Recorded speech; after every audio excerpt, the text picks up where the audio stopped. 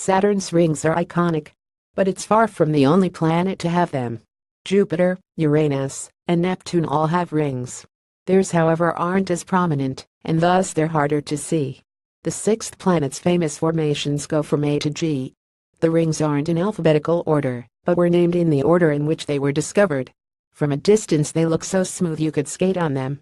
In actuality, they're made up of a multitude of ice particles and ice-covered rocks ranging from an inch or so long to about the size of a mid-size sedan. These rings were formed when comets, asteroids, perhaps even a whole moon was pulled into this gas giant's Herculean grip. Whatever bodies they were soon crumbed apart due to the oppressive gravity. The detritus began orbiting the planet, encircling it, and over time, formed the ring-like pattern we recognize today. The rings are thought to be relatively young compared to the age of the universe. So if we lived eons ago, Saturn might not have had them. The Hubble telescope gave us our first up-close views of Saturn's rings and allowed us to understand their composition. Recently, the Cassini spacecraft ended its 20-year mission in a wholly dramatic fashion. It burned up in a fiery free-fall through the planet's gaseous atmosphere. First launched in 1997, Cassini entered Saturn's orbit in 2004, and there it remained until September 15, when it took its nosedive. In all that time, the spacecraft transmitted home oodles of information about Saturn and its rings. Particularly, Cassini allowed us to better understand the material that makes up the rings and how the pieces interact with one another.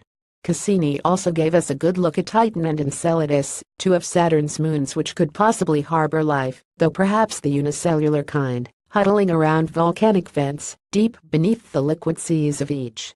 The Cassini spacecraft even launched the Huygens probe which visited Titan. Saturn's rings. The F ring marks the outer boundary of the main system. NASA's Caltech Space Science Institute now. NASA scientists are sifting through some of the last transmissions from Cassini. And what they're finding are kittens. You read that right. Saturn's F-ring has 60 identified kittens thus far. These are moonlets or baby moons and other clumps of detritus that get mashed together within the ring when they collide. Each kitten is considered to be about 72 feet to 2.3 miles, 22 meters to 3.7 kilometers across. When enough of these clumps have come together and the body is a sufficient size, it becomes a moonlet. Saturn's F-ring is estimated to contain approx. 15,000 mid-size kittens.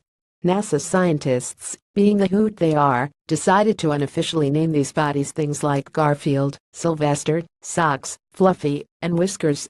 Each has an official title as well. For instance, there's Alpha Leonis Rev 9, which has been nicknamed Mittens. Cassini took photos of the kittens.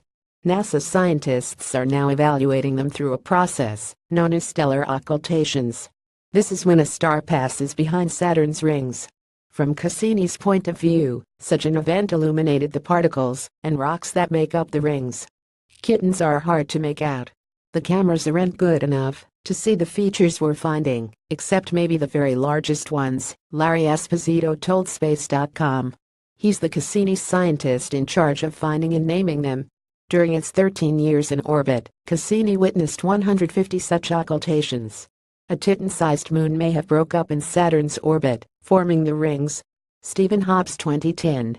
Cyclops. Cassini imaging. NASA. Esposito explained how they assess such moonlets. We use the flickering of light to measure the structure in the rings, just as if you were on your porch watching a car drive by at night, where the headlights go past the picket fence. The headlights would blink on and off, and then you could tell how many pickets there were and how wide they were.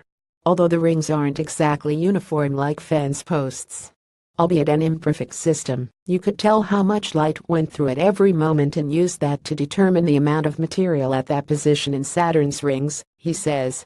Unfortunately, the kittens aren't permanent fixtures. The environment in the F-ring is such that fragments are bouncing off one another all the time, forming clumps and then getting smashed apart again. Keeping track of particular kittens may prove impossible. Despite uncovering the mysteries surrounding its rings, there are still plenty of things we don't know about Saturn. The exact length of one of Saturn's days isn't currently known, for example. There are also weird goings-on in its magnetic field that astronomers don't quite get yet. Future missions will likely expand our understanding. To see some of the best new photos Cassini took on its swan dive into oblivion, click here.